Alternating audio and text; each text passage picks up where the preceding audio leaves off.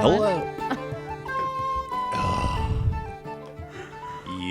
When are we ever going to get in sync? You threw off his groove. Oh, no. I'm sorry, but you threw off Garrett's groove. I'm sorry. In 3, 2, don't do it again. Hello, and welcome to another episode of Tudor. I hardly know her. Yay. Hi. Hello.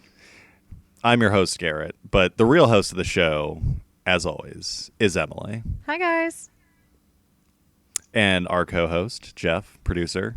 Hey, lovely what's up, man. guys? Nick Cage impersonator on weekends. Oh, the bees. The heretics. It's even worse is like I actually look like them to those who know me. So Yeah, you like the listeners don't even know. Like this is the worst time to bring up on an audio podcast what someone looks like, but it's uncanny. I mean, not in a creepy current Nick Cage way, but in a sexy Raising Arizona way. Yeah. I was gonna go for that. God, I can't even think of the one now. Like Google Nick Cage with a beard, and I Young swear you'll Nick Cage with a young beard. Nick Cage with a beard, and that's Jeff. It's hilarious. Emily knows how to pick them. I do. I Nick do. Cage lookalikes. I went through college thinking, "Where's my Nick Cage?"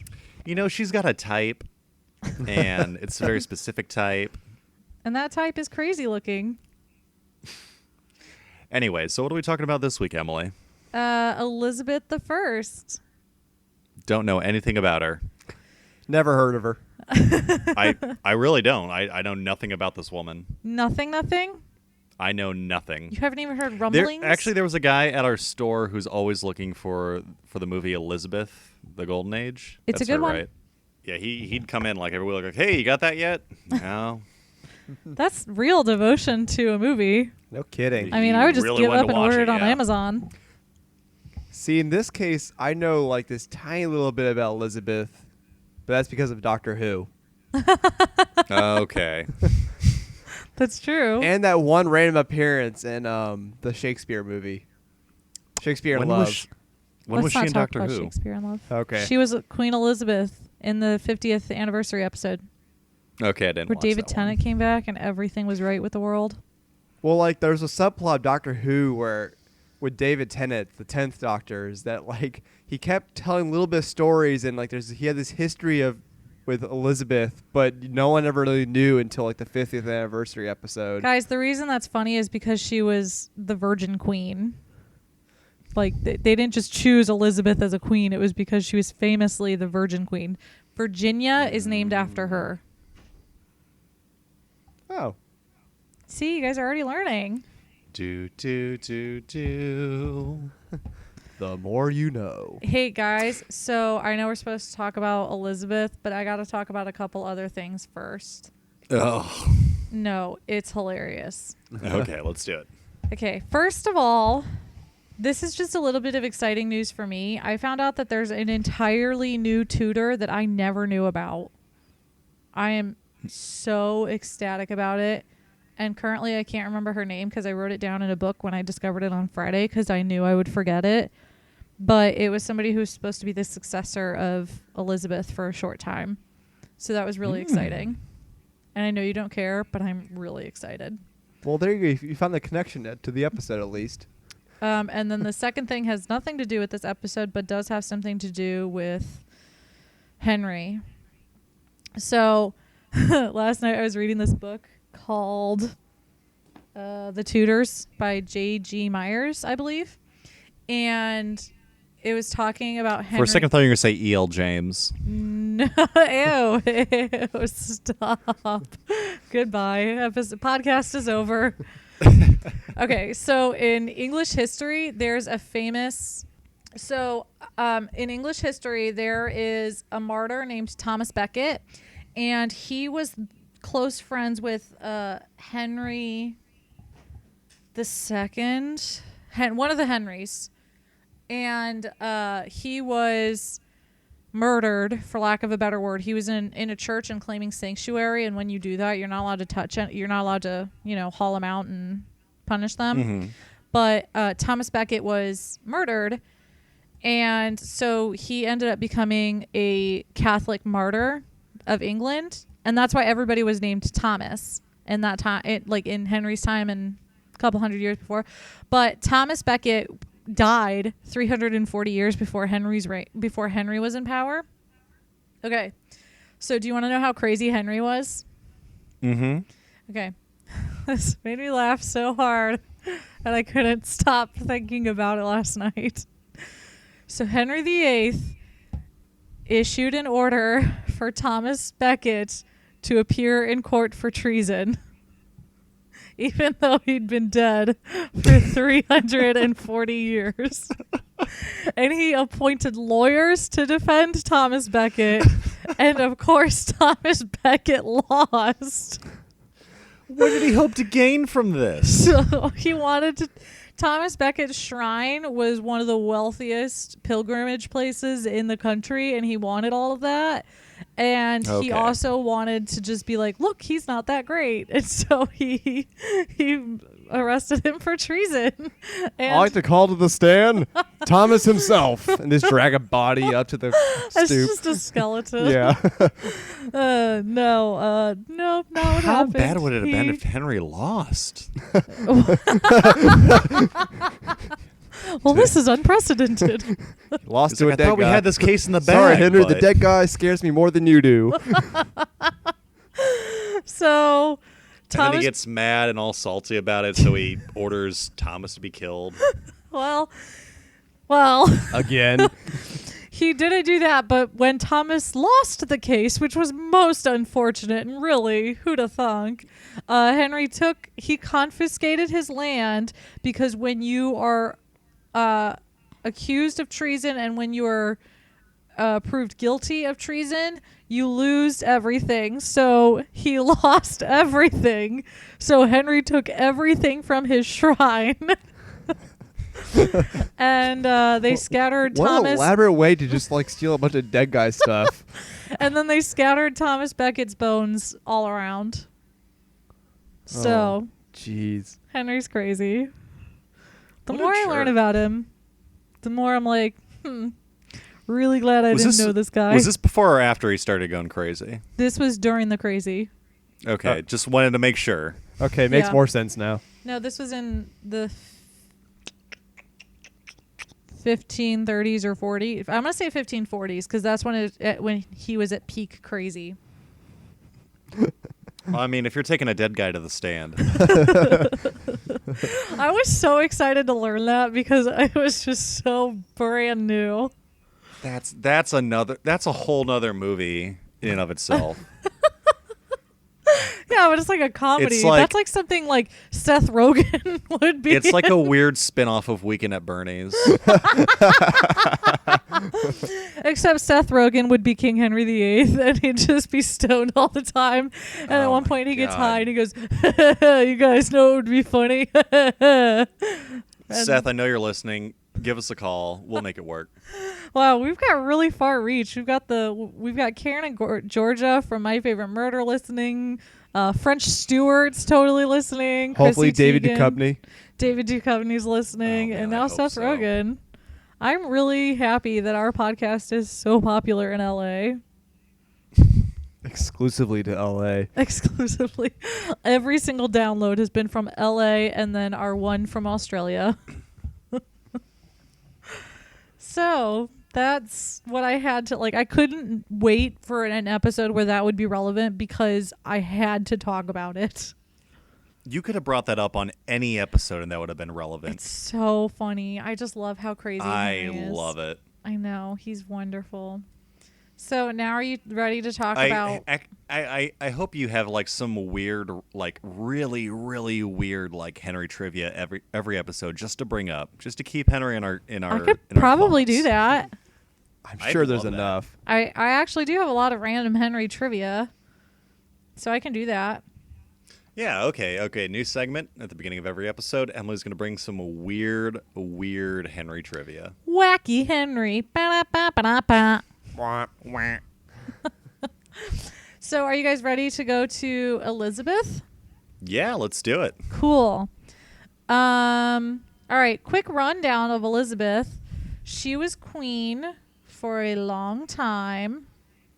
Also, speaking of queens for a long time, Jeff was right last episode. I knew something. Queen Elizabeth II is the longest reigning monarch. I was thinking it was some king of Portugal or something, but it is Queen Elizabeth II. Of all recorded monarchs? Yeah. Wow. Yeah. I mean, she's been around for a while. And she. I mean, when did her reign start? 15. Yeah. Wow. She deserves it. 1952, I think. Okay, well, she hasn't had that much to go through. She's had, I know, like nothing's happened in those decades. Whatever. There's no bloody rebellions or wars or anything like that. She's okay. Right. Elizabeth I was queen from 1559 to 1603. So she reigned for a good long while. 44 years? Yeah. Yeah. Which that's impressive for, like, after she just had the slew of her siblings not lasting long. Yes. It's really impressive. And her reign in and of itself, not just in its longevity, was pretty impressive. So we can get into that if you're ready. Let's go. All right. So Elizabeth was the daughter of Anne Boleyn, Henry's second wife, and she was born September 7th, 1533. Both of her grandmothers were named Elizabeth because they had 12 names back then, and so she was named after both of them. Henry had, of course, expected a boy. He had ripped his country asunder in order to have a boy, and all of the astrologers illegally told him that he'd be having a boy. So he planned a party for the boy. He had a huge joust planned for the boy. He had all the cigars. He did. He had letters written to the kings of Europe announcing the birth of a prince. You already had the room painted blue. He did. Ooh, and he had the name Count picked your out. chickens, buddy. It was either going to be Edward or Henry, because once again, 12 names. So Elizabeth popping out. If it's a boy, probably Henry. If it's a girl, who am I kidding? Let's not even bother. No, yeah, he didn't care. If it was a girl, he let the moms name him. That was pretty common in those days, I think. Like, the men could name their sons, but they didn't give a crap if they had a daughter. So he was going to name him Edward or Henry. Of course, Elizabeth was born a girl, and she's known as the Virgin Queen, as I mentioned. So there's a lot in her birth itself that kind of ties her life to virginity. She was born in a room called the Virgin Room because there were tapestries depicting the history of holy virgins. And Anne Boleyn, her mother, was named after Saint Anne, who is the mother of Virgin Mary. So that was present in her life for a long time, but you could kind of draw those things out of anybody's life. In all my years of being in and around religion and growing up at a Catholic school, I never knew Mary's mom's name. True story, neither did I. I read it. I found out from this book I've been reading. Do. So she was born as the heir simply because Mary was declared illegitimate. But of course that didn't last long. Right before she turned 3, her mother was beheaded and she was declared illegitimate. And then Mary pointed at her and said, "Ha!" Yeah, Mary was not a fan of her sister Elizabeth, who she blamed for and a as lot. we talked about last time, there was you said it was 19 years between the two. Yeah. Yep. On age wise. Yes, and then so not a good time. So Elizabeth was 2 years and 8 months old when she was declared illegitimate, but she was a smart kid. She went from being called Princess Elizabeth to Lady Elizabeth, and she picked up on that. She said, "How was it that yesterday I was Lady Princess and today I'm Lady Elizabeth?" I mean, that's a 3-year-old picking up on that. So she figured out, what is this crap? What the shit? So after she was disinherited, a lot of people, because they hated her mother, were spreading rumors that Elizabeth was not Henry's daughter. But to his credit, he always acknowledged her. He never second guessed that aspect, and it was probably because Elizabeth looked more like Henry than his other daughter Mary did. So Oh, snap. yeah. So after she was declared illegitimate, Henry still took care of his children because he did acknowledge them as his children. There were rumors of Anne Boleyn getting a little something on the side, right? That's the whole reason she went to trial. Yeah. Because of like 8 or 9 somethings on the side. So including her brother. Including You her never brother know. something. So that was one issue You I had. said they're all completely unfounded. Like there's no basis for those, right? Correct. Okay. Yeah. None whatsoever, So really. it's more than likely that she's definitely Henry's daughter. It's 100% likely. There's no way it's impossible. Although I can tell you a fun fake rumor going around that we can talk about in a little bit. So she was where'd I leave off? Okay, so after she lost her standing as the heir, she ended up being a part of her brother Edward's household. So Edward and Elizabeth grew up closer than Mary. We talked about that in King Napped, where Edward was had a close relationship with her. They were both raised Protestant, so that had a big influence on both of them. Catherine Parr, I've mentioned this before, she had a significant influence on Elizabeth, and she arranged for her to have the best tutors in England. When she was 10, she had Roger Ascham, or Ascham, I'm not sure how that's pronounced, as her tutor, and consequentially, she ended up being as well educated as a prince. So that was a big, important deal. Do you think he ever went around saying that I'm the tutor?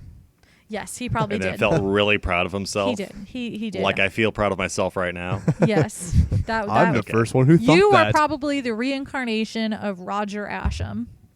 You know what? I'll cop to that claim. Do it. When Ascham was talking about her, he said, her mind has no womanly weakness. Her perseverance is equal to that of a man, which in those days, big deal. Because, women were weak. She studied Greek and other languages, philosophy, history, and theology. And she was educated by some of the most famous humanists of that time period. So she was a strong supporter of the Protestant cause.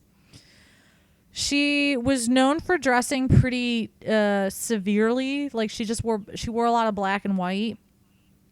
And she gave this display. She made it seem like outwardly to everybody else she was really stern and very devout, but she loved entertainment. She spent a lot of money on musicians, on instruments, on books, and during the reign of her brother she lived a very wealthy life. So that's what was the age difference between her and Edward? 3 years. 3 years? Okay, Yeah. so those two were way 4 years. Okay, I was say those two. So those two are way closer in age, which probably makes sense to why they would probably then get a little bit along. Mm-hmm. And that's gonna be really weird. Yeah, growing up, then knowing you're like the third in line of succession. It's or even at that point, you're probably never expecting to actually take any kind of rule in your life. Right, and that's absolutely true because her brother. The second act of succession that Henry wrote in the 1540s, it said. Edward was first, and then his children, and then Mary, and then Mary's children, and then Elizabeth. So she was third in line, but as soon as one of her siblings had a kid, she could have been pushed way down. So it's crazy that she ended up becoming queen. So when she was 13, her father died. Before he died, he did treat her with affection. I think I mentioned that. He even tried to arrange some marriages for her. Because even if you were a bastard, you were still a political pawn. So she was useful. And they were declared illegitimate, but she and Mary both were in the line of succession, which was kind of crazy. And what always... You remember how I talked about Henry Fitzroy, the bastard of Bessie Blount? Yeah. Okay. How could I forget? I know it's the best cologne. I am really interested in what Henry would have done with Henry Fitzroy in the line of succession had he not died. Like, would he have put him before? He probably would have put him before Mary and Elizabeth, but that's a really interesting question to me. Like, maybe he put Mary and Elizabeth in it because even though they were illegitimate legally, he still considered them legitimate because he knew he was a dick to their moms. They still came from a marriage of some kind rather than... No, but Henry doesn't, like, because of the rules of annulment, the marriages never were. So it's like, Henry was trying to erase time, erase those marriages, so they would have been illegitimate. But I wonder if Henry secretly was like, okay, I was kind of a dick, so I guess their daughters can be in the line of succession. But I don't know. It's one of history's mysteries. So back to Elizabeth. When Edward took the throne, she was sent to live with Catherine Parr, and we did talk about that. There was all that Thomas Seymour drama where he would break into the room, flirt with her, smack her butt. I don't know if I told you guys that part.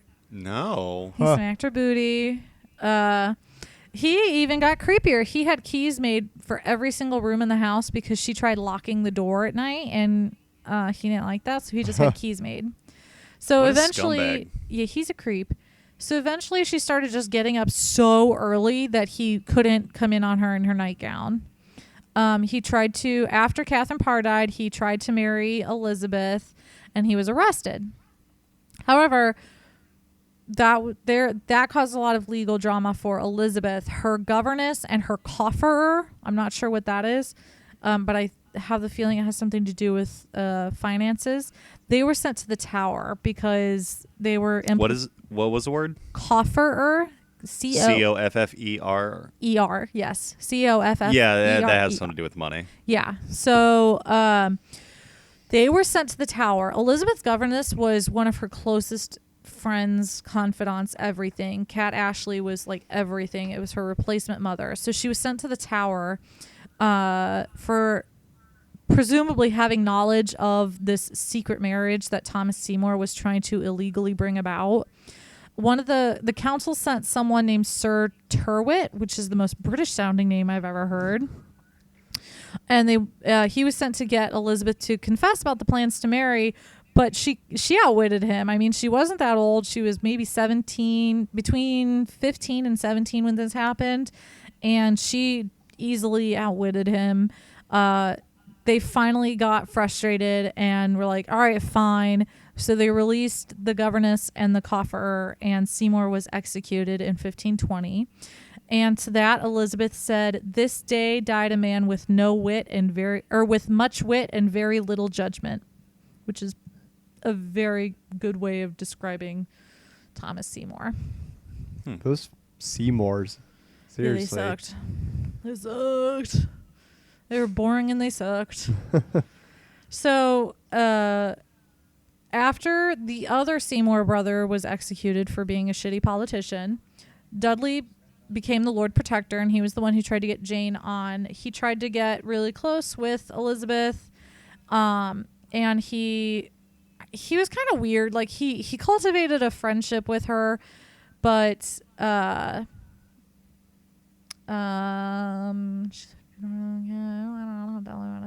when he tried to use Jane Grey, get her on the throne, he wanted to use her as a puppet. He also tried to, before Edward died, but while he was dying, he tried to get Elizabeth and Mary into England. I think we talked about that a couple times. But then, he didn't. Part of it's really confusing. He wanted to get Elizabeth and Mary in his power, but he didn't want them to see Edward before he died in case Edward changed his mind about having them in the line of succession. So he was just being weird, essentially.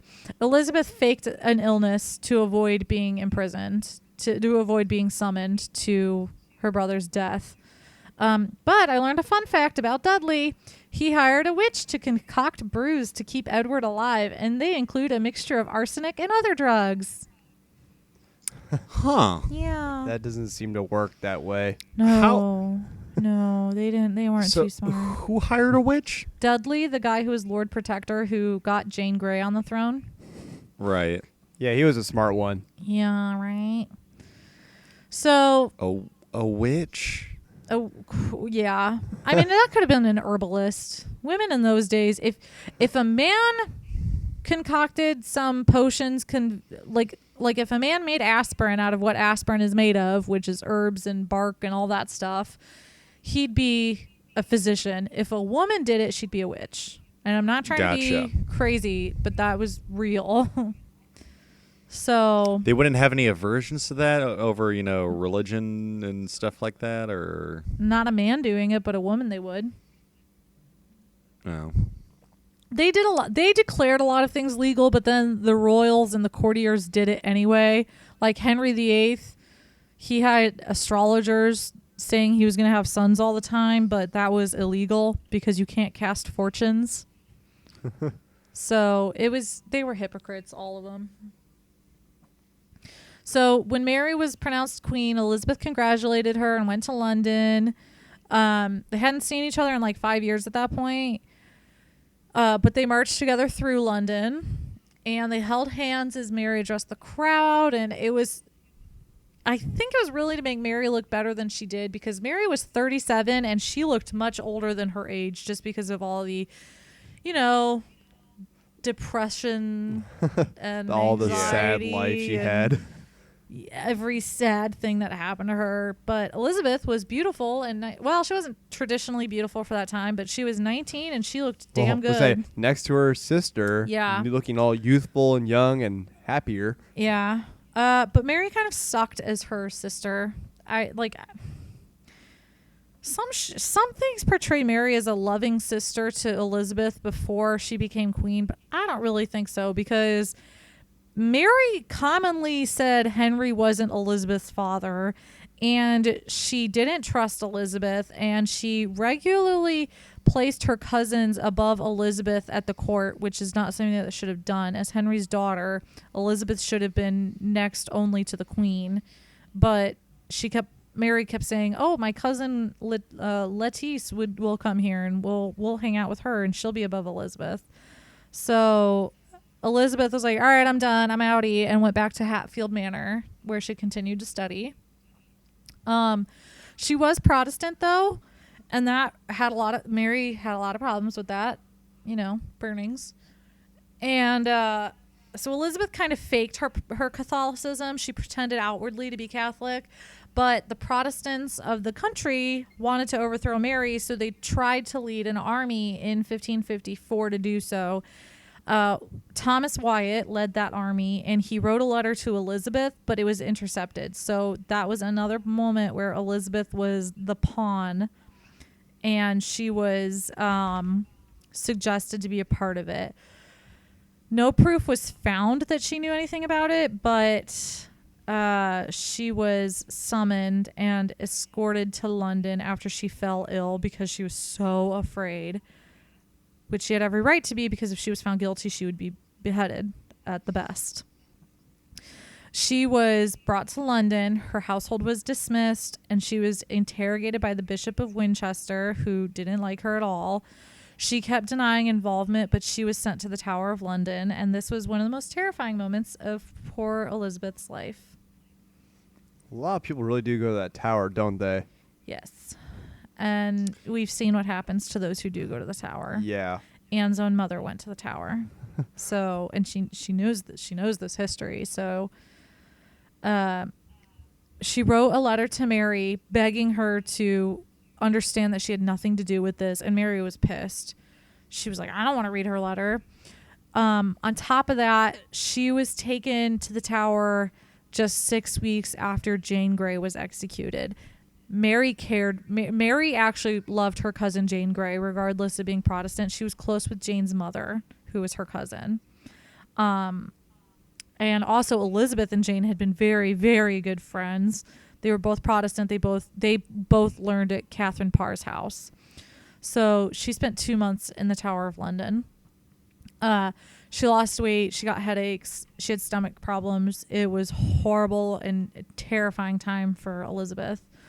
However, Mary's fiance, Philip, the future king of Spain, the Prince of Spain, he was smart enough to know that he shouldn't make an enemy of Elizabeth. So he was going to wed him. He was going to wed Mary, and he wanted Elizabeth to marry one of his cousins. That way, if Mary died or they didn't produce an heir, England would still be in Habsburg control, which is the name of their family. So he said, "Hey, Mary, I think you should free Elizabeth." And Mary was like, "Okay, I love you. I'll do anything." And she did that. I'll do anything but have a baby. Aww. So Elizabeth was released on May 19th, and that happened to be the same day as her mother's execution. It's like, huh? Yeah. But even after she was released from the tower, she wasn't technically free, and she was still terrified of losing her life. She thought she would be poisoned. She thought there'd be murderers sent after her. She was taken to Woodstock. Nice. Not that Woodstock. Oh. Although there were flowers. Yeah. She was given flowers, candies, and cakes by admirers because many of the kingdom loved her. But she just wasn't free.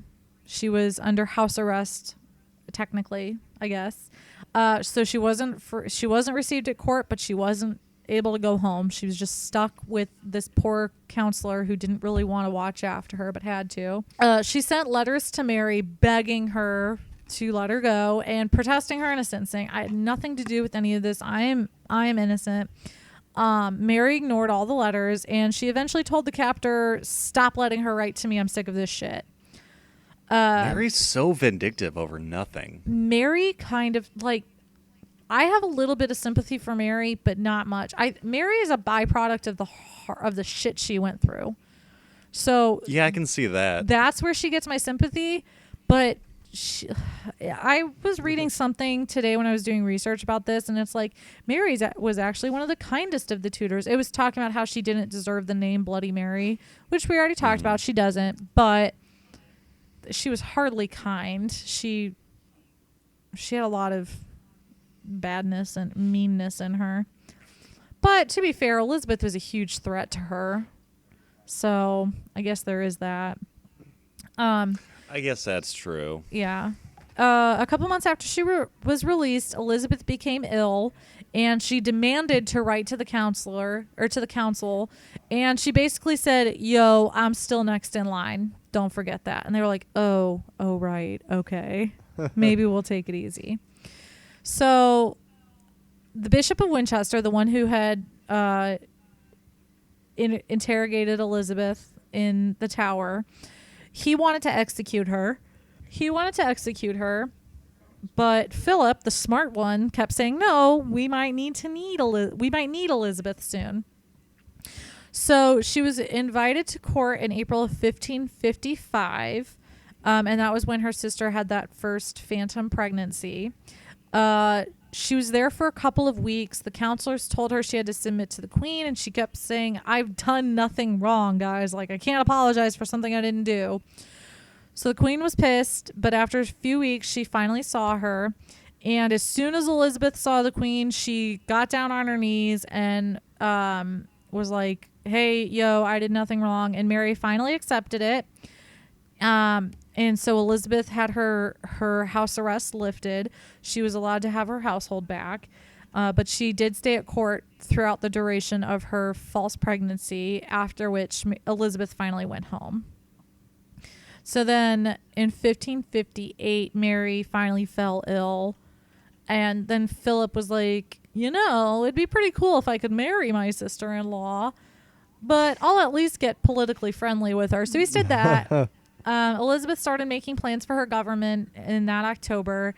And then on November 6th, Mary wrote her a letter and said, "Okay, I guess you can be my heir."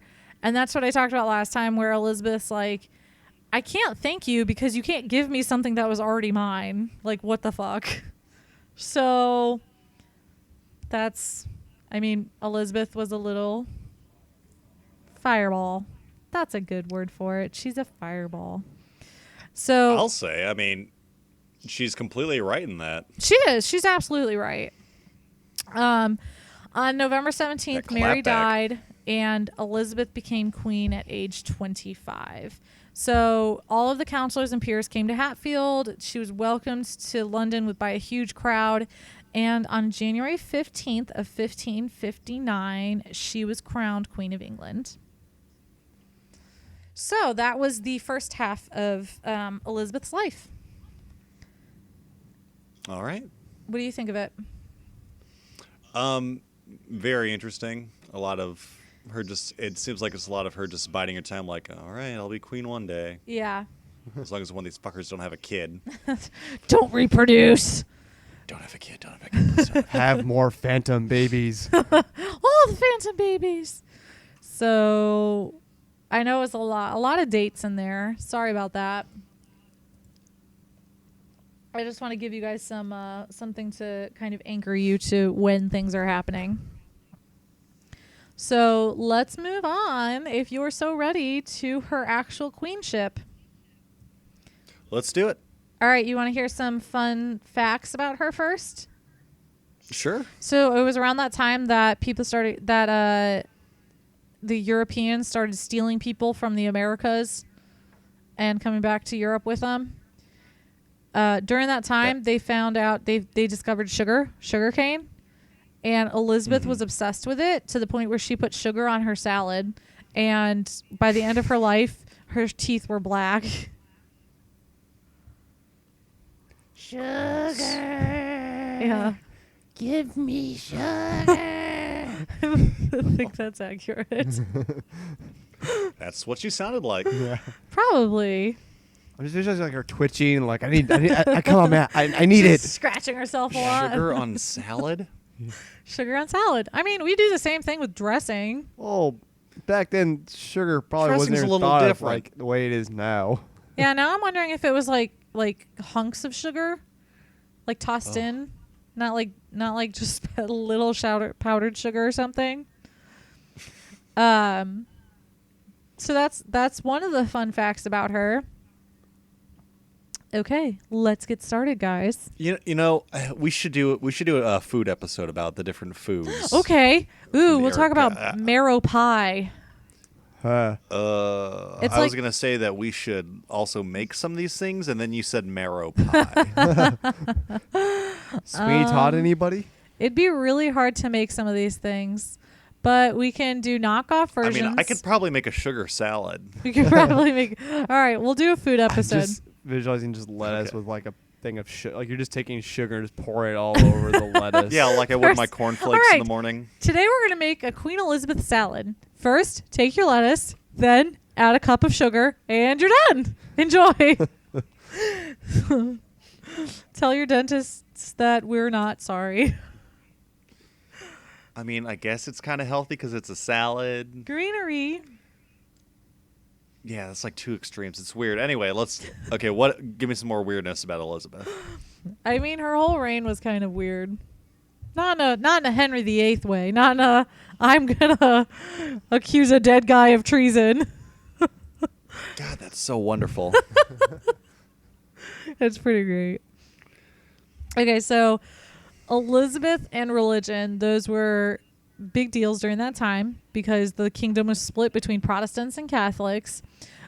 She knew that there'd be consequences if she threatened Catholics, so she mostly maintained a Protestant church, and it had Catholic elements to please all. Probably didn't, but that's what she did, and it seemed to work because there wasn't a lot of shit in the immediate happenings. That made no sense. There wasn't a lot of religious shit that happened immediately. There we go. So the Virgin Queen thing is like, there are two things anybody who knows things about Elizabeth know. She defeated the Spanish Armada and she was the Virgin Queen. So just because she was the Virgin Queen didn't mean that she was not involved with anyone. So there was a guy named Robert Dudley who she grew up with, and they were in love with each other. That's almost fact at this point. She probably would have wanted to marry him, but a lot of her counselors and her close friends were strongly opposed to it, including William Cecil. He was her number one counselor, her BFF. Why were they against it? He was Englishman. He wouldn't have had any political sway. He was kind of arrogant and not well liked within the court. Mm-hmm. So he just wasn't a good match. But she did love him. She was very jealous whenever he had any sort of flirtation going on. He was married when he and Elizabeth were rumored to be together, but his wife was ill and she ended up dying, but there were rumors that Elizabeth had her poisoned so that she could marry Robert. So scandalous. It was scandalous to the point where even if Elizabeth had ignored her counselors, she couldn't have married him anyway because that would have given credence to the rumors that she poisoned the wife. So eventually Robert Dudley married a woman named Lettice Knollys. That was Elizabeth's cousin through Mary Boleyn, Anne's sister. And I didn't know that. I didn't know that. I knew Lettice Knollys was her cousin, but I didn't know that Robert married her. So I thought that was really cool. But she loved him forever. She saved the last letter he sent her before he died with the words his last letter written on it. So that was found in her belongings upon her death a few years after he died. So that was really sweet. I like that aspect. But they just could never be together. It was never a possibility. She had a lot of suitors trying to marry her. King Eric the 14th of Sweden. I couldn't figure. It was XIV, and I had to quickly figure out what that was. It's 14th. Hey, I want to marry you. The Swedish chef.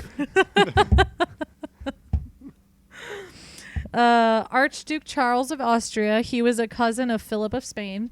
And then two Frenchies, Henry the Duke of Anjou, and then what? The Duke of Anjou? No, you just call them Frenchies. Oh, sorry. That made me laugh. Henry, Duke of Anjou, and then when Henry became the king, his brother Anjou, Francis. like that dipping sauce for your sandwiches? That's Anjou, A-U space J-U-S. This is Anjou, A-N-J-O-U. Okay, never mind. Sorry. Now I'm hungry again. Henry, Duke of Juice. So Duke of the Juice. there were two Duke of Juices. There was Henry and Francis. Francis took the dukedom when Henry became king. But she never married. Parliament and the council begged her to marry and to name an heir. And she was like, nah, I'm good. I'm fine. Everything's cool. She eventually declared herself married to the kingdom. And it's interesting to think. What a cop-out. What'd you say? I said, what a cop-out. So it's like saying, I'm married to Jesus. I'm married to Christ. It's interesting to think about how this played into her politics, because if she look at Mary's marriage, it was exceptionally unpopular. Nobody liked it. So she saw that as a huge mistake. She also saw her father's terrible marriages as mistakes. How Thomas Seymour treated Catherine Parr as something horrible. And then when she almost lost her two closest confidants because of that attempted marriage of Thomas Seymour, I think she saw the danger in getting married or falling in love. So, and then there's also like a sort of power in remaining a virgin. Like when you get married, you, as a woman, she would have had to say, I accept what my husband says, much like Mary had done. So she probably would have seen it as a weakness to get married and then lose power to a husband. And then above all, virginity was kind of an almost godlike state for women, not men. It doesn't matter for men. So I was going to say, see, Garrett, you're like a god. Aww. Aww. I'm sorry, Garrett. Jeff didn't mean it. That's a joke, everybody. Don't take He's it not- that seriously. Yeah, He's no, had sex come like on. 3 times. I can count it on both hands. Oh God! Now all of our listeners think that I'm really sad. I mean, I am, but No, guys, he's getting laid right now. yeah. Anyway, Why do you think this is an explicit podcast? we'll start calling you the Virgin Queen.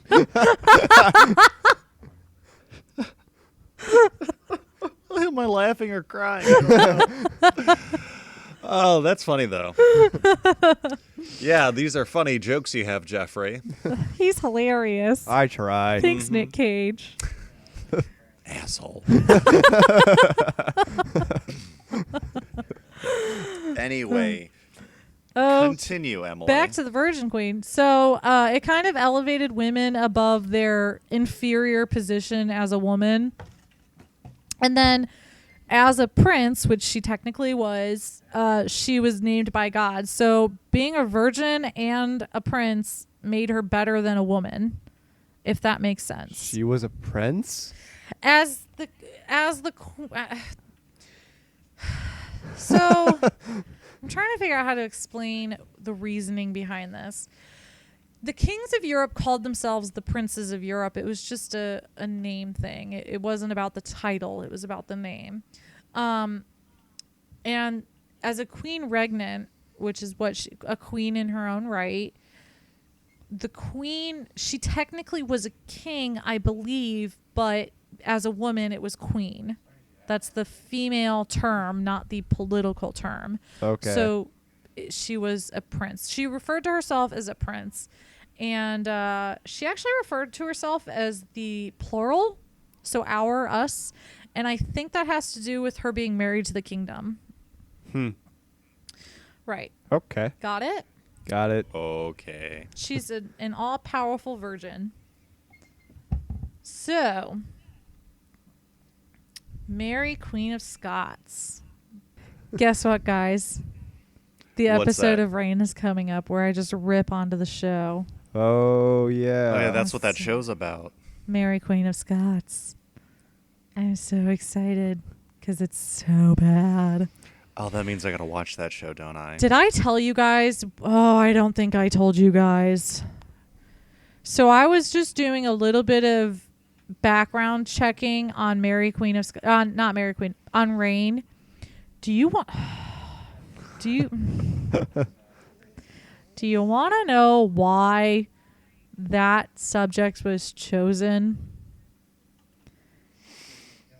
I'm going to guess we're going to find out here soon. No. Yeah, enlighten me. It's because the creator thought it was sexier. That was what I was gonna say, but I didn't want to sound stupid. But okay, I was right. Oh my God. Yeah, I'm very upset. Well, I mean, it's a CW show. What do you expect? I know, but Does she have two boys vying for her love at once? yes. Okay, so it's definitely a CW show. Yeah. Are they also vampires? Probably, or werewolves. That was Okay. probably on the drawing board when they were creating it. Yeah, I wouldn't be surprised if it happened in the last season. So The season finale. everybody Let's was make our own werewolves. historical fiction show. What'd you say? Let's make our own historical fiction show. Okay, let's choose the sexiest time period. Caveman. The plague. Ooh, yeah. I was gonna say Pilgrims. No. I like Pilgrims plague. landing in New England, and They came on the main- Mayflower. Ew. Main girl. What? I completely missed that. Jeff just said they came on the Mayflower.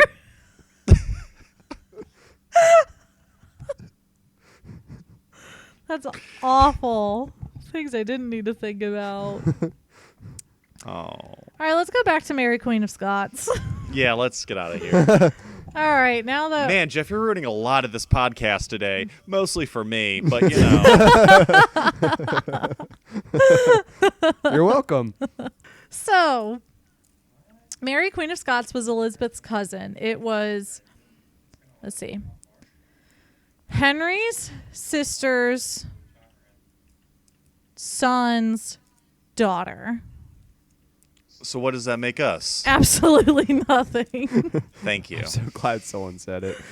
So they were cousins, but Elizabeth was afraid of Mary, of her influence, yada yada. It was because Mary was Catholic and because she had a legitimate claim to the throne. Although technically in English law said that she couldn't, but apparently that didn't matter.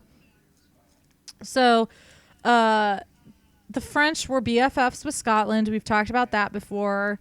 And at one point, Elizabeth helped some Protestant rebels in Scotland kind of get rid of the last dregs of Catholicism. So Mary, Queen of Scots, when she was a baby, she was taken to France to be raised. And she in there it was Catholic. So when she finally took over her country, it was essentially completely Protestant. So Mary ended up marrying the son of the niece of Henry VIII. So I have to figure out how this works. It was Henry's... Okay. His sister, the one who was the grandmother of Mary, Queen of Scots, she had a couple of marriages. And one of them produced Lady Douglas, and she had a son named Henry Stuart. And so Henry Stuart married Mary, Queen of Scots. This is more confusing than the plain tangent. So I'm sorry. Yeah, you lost me at Mary and Henry. I had an Yeah, easier pretty time much. following the Wars of the Roses. I know. Can we start back with Henry VIII? Okay, Henry VIII had a sister, Mary Tudor, and she married... No, I mean from the very beginning of the podcast. Okay, let's go back. So Henry VII took the crown. Okay, anyway. So that marriage, that shitty marriage was relevant because the kingdom hated her for it. There was drama. Mary's first husband was murdered, and she quickly remarried. And so everybody was like, oh, she must have been in on it. She must have murdered him so that she could get remarried. She made some horrible decisions, and she was eventually imprisoned, and she fled to England, thinking her cousin Elizabeth would protect her. So at first Elizabeth was like, well, yeah, we got to put the monarch back on the throne. But she decided to behave cautiously, and they didn't. So she was imprisoned in England for 19 years. What's really interesting about this is Elizabeth's birth and youth and reign were fraught with peril for her. She should not have been near the throne. Like, it's a miracle she got that close to the throne. Mary, Queen of Scots. Now, I want to ask you something real quick about like these people being imprisoned and being put in the tower and whatnot. Yeah. And you might have mentioned it before with like Catherine and Howard. I'm sorry, Anne. Yeah. Boleyn. Yes. They were both in the tower. I knew if I was actually thinking of different women, but you filled in the last names for me, and then I just went with it. Okay. So how well were they kept in there? Like, If you were royal, you were kept pretty well. Anne Boleyn actually stayed in the same rooms that she stayed in the night before her coronation. okay. I think Mary, Queen of Scots, I don't believe she was kept in the tower. I believe she was under house arrest in one of the manors of England. Well, I'm also referring to back when Elizabeth was held in the tower. What? When Elizabeth was in the tower. She was in a nice room. I think Jane Grey was actually in a nicer room. And Elizabeth was allowed to take walks while she was in the tower, but then people started giving her flowers and like posies and candies and stuff like that. And there was fear that they were passing her secret messages, so she wasn't allowed to do that very long. Gotcha. So Mary was kept in I'm assuming house arrest in a manor, not the tower, for 19 years. But during that time, there was a lot of Catholic craziness, as per usual. Those So, wacky Catholics. so in 1569, there was an uprising to put Mary on the English throne. The Pope, because he wanted his Catholics back, declared, "Oh, you owe no allegiance to her. She's not a real queen. She's a pretend queen. She's excommunicated and she's heretical. So you can go ahead and overthrow the queen." So Elizabeth Hey, overthrow the queen. overthrow the queen. So Elizabeth had to Haven't done pass Pop some. voice in a while. It's beautiful. I haven't heard it in a while. So that was Pope Thank you. Pius V. Elizabeth actually had to make laws to protect herself, including a law that said if you are attempting to convert someone to Catholicism in order to turn them against the queen, that's treason, which I feel like that's a very valid Oh yeah. definition of treason. Mary was involved in those. There were a couple of uprisings, but Elizabeth kept resisting the execution. She didn't want to execute her cousin. So eventually the council kept saying, we got to do it. We have to execute her. She's a threat. You're not safe as long as she's here. So Elizabeth eventually signed an execution warrant. However, she told her secretary not to deliver it. It was supposed to just sit there. She didn't want to have it delivered. Well, he delivered it anyway, and Mary was executed on February 8th, 1587. And it was until Elizabeth was told, right after the execution, she didn't expect it to happen. Jerk. Yeah, so that was a regret she had for the rest of her life. She did not. Was it an accident that it was sent, or was it out of? No, her secretary did it probably because there were some counselors who were like, just do what you want to do. Gotcha. Because they saw Mary as a threat, and Elizabeth knew she was a threat. She just thought that she could maintain that threat without executing her. Right. So It's just fascinating to hear about. Sorry, it's fascinating to hear about Elizabeth trying not to kill people, where she came from a father and a sister who kill everybody who seems to be an issue with me. Yep, absolutely. So that was a lot. That was some of this political drama she had going on. She had a lot going on in terms of, I read a little bit about her politics with other countries. Her biggest aggressor was Spain, and they were the ones who had the Armada, the Spanish Armada, the famous Spanish Armada. It was like an undefeated group of warships. And they, after some drama with the Dutch, the Dutch. Those dang Dutch. And the Dutch. The Spanish tried to invade England, and on July 12th of 1588, they arrived, and they ended up being defeated. And that's when Elizabeth gave her most badass speech, and here's a little bit of it. It's a really cool speech. She's bomb. She wrote out... Oh, this was she's like in full armor and everything. She wore a white velvet dress, and she had armor she had a breastplate over top of it, and she rode out in front of her soldiers, and she gave this speech. "My loving people, we have been persuaded by some that are careful of our safety to take heed how we commit ourselves to armed multitudes for fear of treachery. But I assure you, I do not desire to live to distrust my faithful and loving people. I know I have the body but of a weak and feeble woman, but I have the heart and stomach of a king, and of a king of England too, and think foul scorn that Parma or Spain or any prince of Europe should dare to invade the borders of my realm." So basically she's like, I don't give a shit that I'm a woman. I have the heart and stomach of a king, and I won't let anybody touch our country. Huh. Get it, girl. Yeah, she was bomb. So other countries, at that point, King Henry IV of France had taken over. He was Protestant. Elizabeth supported him. Ireland was Catholic, and of course they didn't like her. And after the defeat of the Spanish Armada, she had a lot of issues. Like, she had a wonderful reign until then, really. But the Irish hated her. There were two uprisings, and Elizabeth's response was very Henry VIII. They went with something called scorched earth tactics, which was basically burn everything to the ground. And in 1582, 30,000 Irish people starved to death because of that. Jesus Christ. Yes.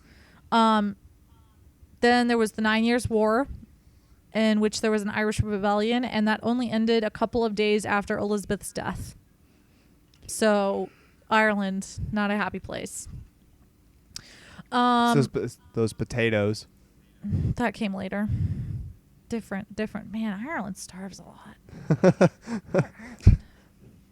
So Russia, Ivan the Terrible was in charge of Russia. She was buddy with him, but then he had an idiot son named Fyodor.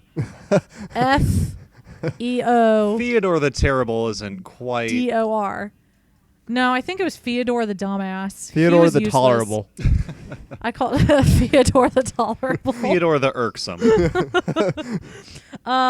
He didn't care about having a relationship with England, so that was a no-go.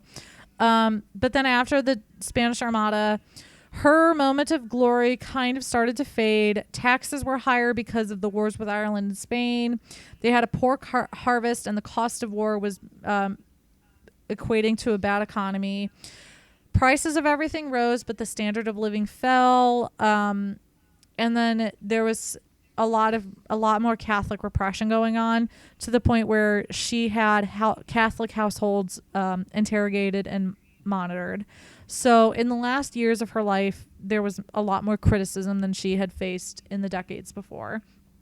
In 1590, a lot of her counselors died, and that's probably contributory to the criticism of her, because they brought in all these new counselors who didn't have the same policies.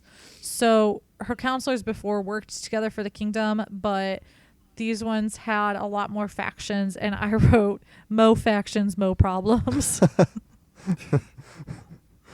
So she ended up losing some power, to the point where her doctor was accused of treason, and she didn't believe it at all, but she couldn't stop his execution. I'm not sure why. I didn't do too much research on that, but that's just an example of how bad her time got.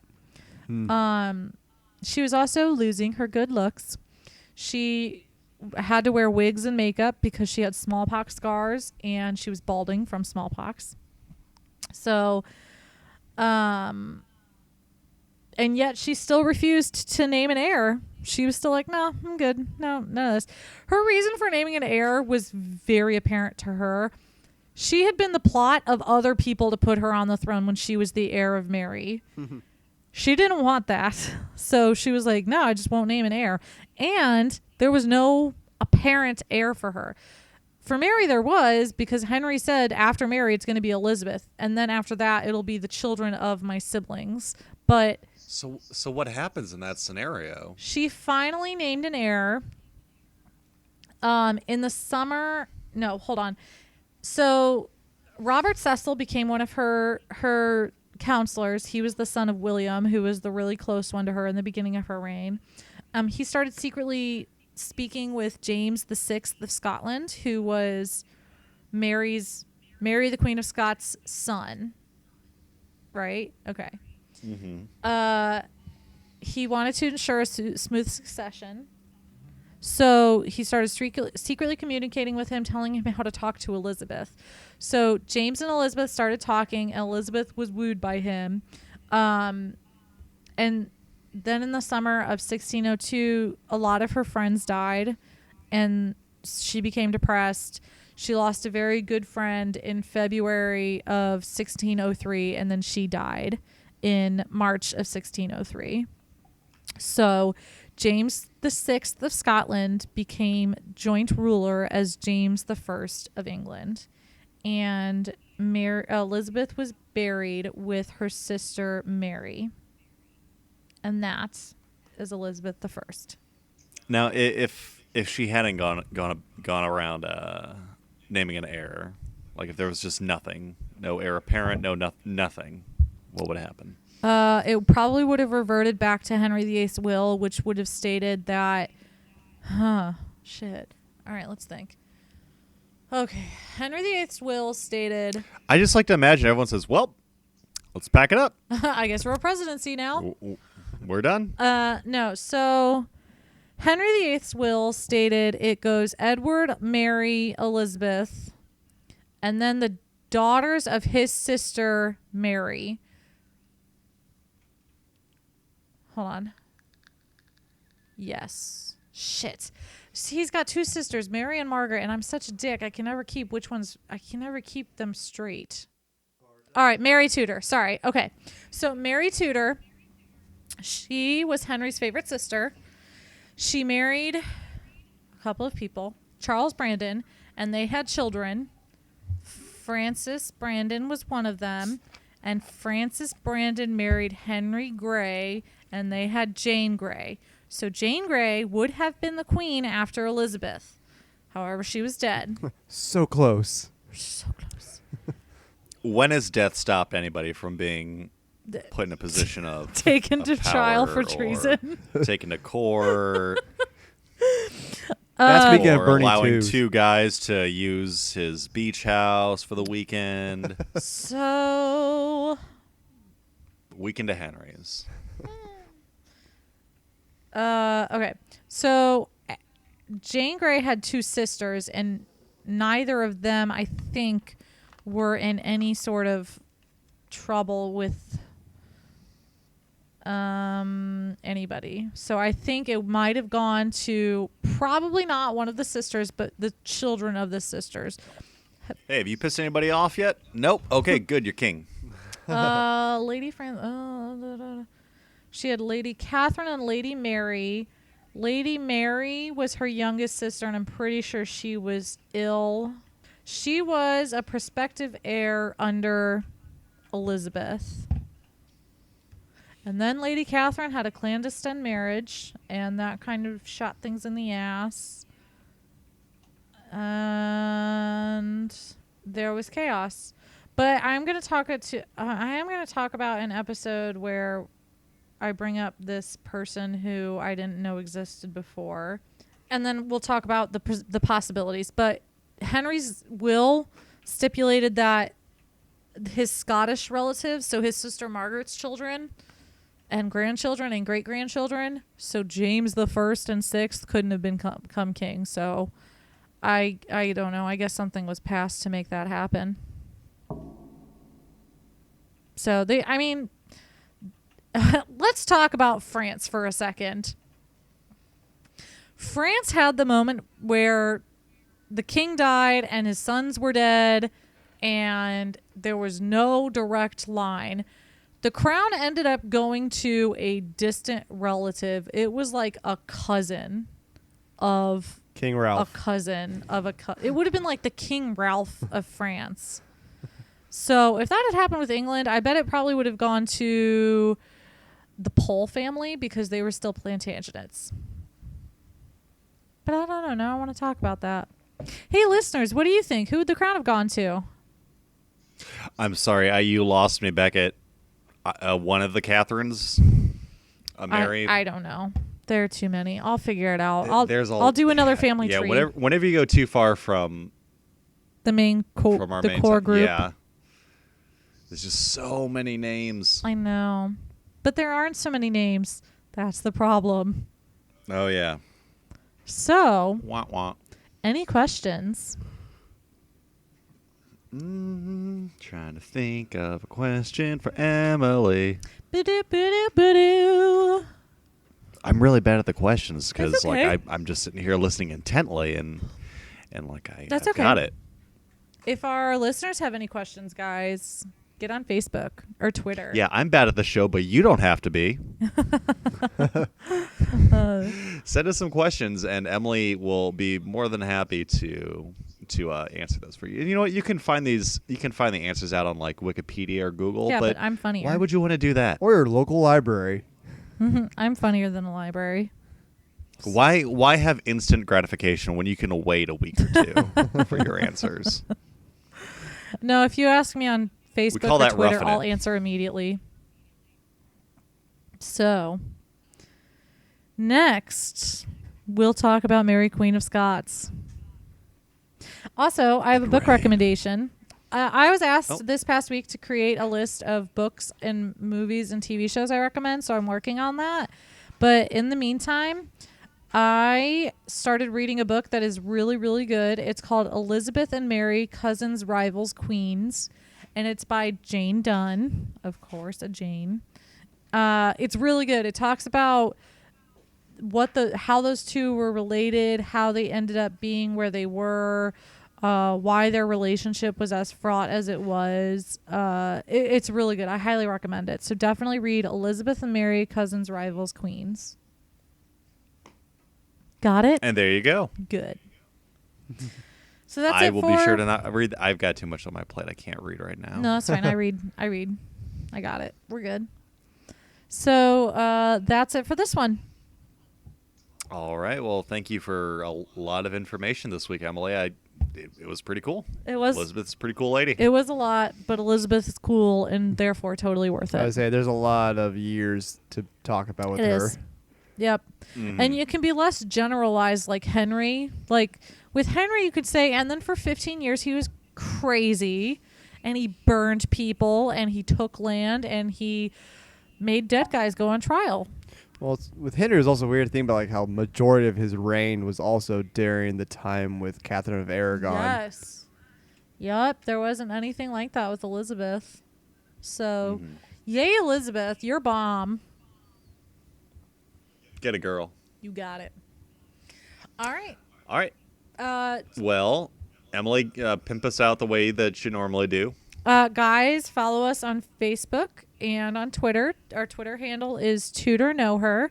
On Facebook, it's just Tudor I Hardly Know Her. And pretty please review and rate us on iTunes. I love reading those things.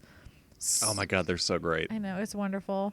And think Maybe if we start getting some more, we'll start reading them like our favorite reviews. yeah. Yes. Let's Yeah. do that. So we would love to interact with you guys so much more. yeah. We love it. Emily just, it makes her day. Every single time I see something new, I get giddy and it makes my day. So I'm easy. But let's keep it like that, guys. And tell your friends to. Let's get educated. Yeah. Tell your friends Yeah, if that you you're got a friend that's kind kind of dumb, they're like, I don't know anything about 1500s English kings and queens, then just slap them over our way. Look, if your friends really want to kick ass at trivia, they need to listen to this podcast. And then one night they'll win a trivia contest and they'll feel superior. Here, educate yourself. So do that. Do it. Do it. Do it. Do it. Do it. Do it. Do it. All right, guys. All right. So, Until next time. anything else you wanna do, Emily, or bring up, or? No, I Is that talked it? about Henry suing a dead guy, so I'm good. God, it was so good. We had an entire episode about Elizabeth, and that's the one I love the most. It's pretty. It stands out. It That and really sugar does. salad. Sugar salad. Sugar salad. Yeah. Yeah. Next time we do this, we'll have sugar salad. If we have any artistic people out there, can you make like a cereal box, like a fake cereal box with like Elizabeth on it, eating a big old bowl of sugar salad? With her black teeth. Oh, that'd be so good. We keep asking Oh, our man. artistically minded people to do these for us, and yet I usually just make Jeff Photoshop something. Mm-hmm. Whatever. I'm amused. Still waiting for those Bob's Burgers kids, guys. I forgot about that. Anyway, let's put a pin in this. Yes. Ready? Yeah. Okay. Divorced, Divorced, beheaded, died. died. Divorced, beheaded, survived. Goodbye. Goodbye, everybody. Goodbye. Goodbye. I'll miss Bye. you. Bye You now. especially.